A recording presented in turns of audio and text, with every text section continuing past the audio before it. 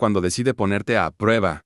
No hay señales, no hay advertencias, no hay segundas oportunidades claras. Solo estás, y todo lo que te rodea intentando sobrevivir también. Todo comenzó como una aventura. Un viaje al Amazonas, uno de los lugares más salvajes y fascinantes del planeta. La idea era simple, explorar, descubrir, vivir algo diferente. Pero hay una línea muy delgada entre la aventura y el peligro. Y a veces no te das cuenta cuando la cruzas. Él no estaba solo al principio. Formaba parte de un pequeño grupo que se internó en la selva con la ayuda de un guía. Alguien que, en teoría, conocía el terreno, los caminos, los riesgos. Pero la selva no es un lugar que se pueda controlar tan fácilmente. Las decisiones empiezan a pesar. Distinto cuando estás rodeado de miles de sonidos que no reconoces, de sombras que se mueven sin explicación, de caminos que parecen iguales en todas direcciones. Poco a poco, el grupo comenzó a fragmentarse. Tensiones, vagas dudas, cansancio. Lo que antes era emoción se convirtió en incomodidad. Y luego, en algo peor, desconfianza. En algún punto, tomó una decisión que cambiaría todo, pasó a separarse. Quizá pensó que sería temporal, que volvería a encontrarse con los demás más adelante, que podría manejarlo. Después de todo, no parecía tan grave. Al menos no en ese momento. Pero en la selva, un pequeño error puede crecer hasta convertirse en una pesadilla. Al principio, trató de mantener la calma. Eso es lo primero que la mente intenta hacer. Convencerse de que todo está bajo control. Caminó, observó, trató de orientarse. Pero la selva no tiene puntos de referencia claros.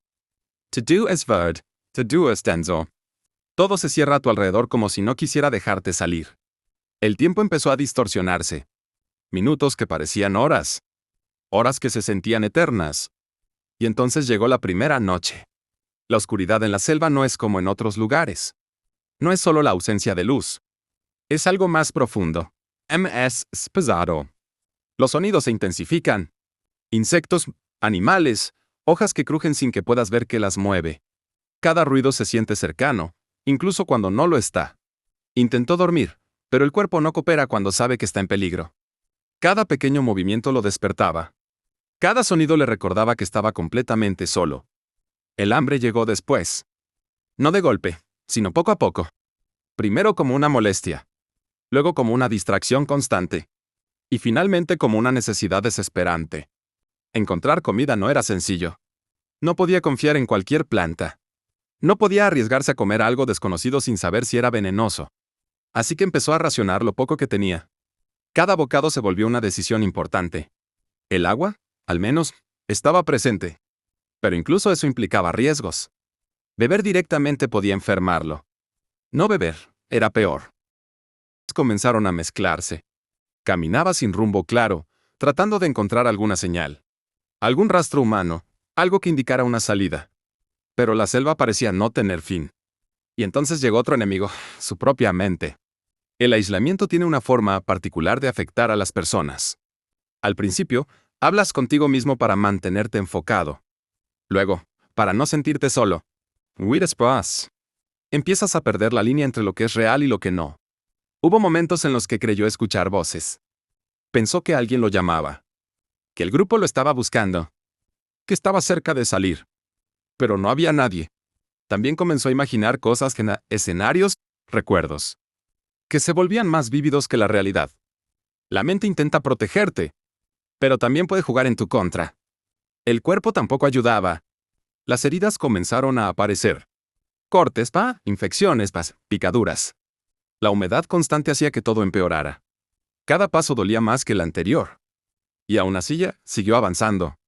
Porque detenerse significaba rendirse. Hubo un momento especialmente crítico. Uno en el que estuvo a punto de dejar de luchar. No por falta de fuerza física, sino por agotamiento mental. Ese punto donde empiezas a preguntarte si realmente vale la pena seguir. Es ahí donde muchas historias terminan. Pero no está. En lugar de rendirse, tomó una decisión distinta. Algo cambió. No fue una solución mágica ni un golpe de suerte. Fue más simple que eso. Pero también más difícil. Decidió seguir. Sin garantías. Sin saber si iba en la dirección correcta. Sin certeza de que habría un final distinto. Solo un paso más. ¿Y luego otro? Con el tiempo comenzó a notar pequeños detalles. Cambios en el terreno. Señales sutiles que antes no había visto. Aprendió a observar mejor. A escuchar de otra forma. A adaptarse. Eso marcó la diferencia. La supervivencia en la selva no depende solo de la fuerza o la resistencia.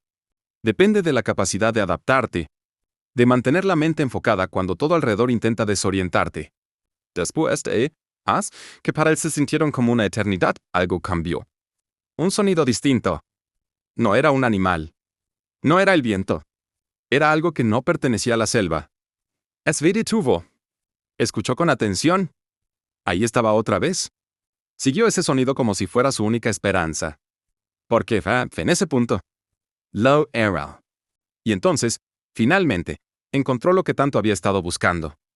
Personas. Ayuda. El final de la pesadilla. Había sobrevivido. No porque fuera el más fuerte. No porque tuviera todas las respuestas. Sino porque, incluso en los momentos más oscuros, decidió no rendirse. La selva no lo dejó ir fácilmente. Lo empujó al límite, lo obligó a enfrentarse a sus miedos. A su desesperación, a su propia mente. Paró al final. Sully.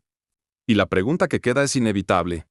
Si estuvieras en su lugar completamente solo sin saber si hay salida, ¿seguirías avanzando?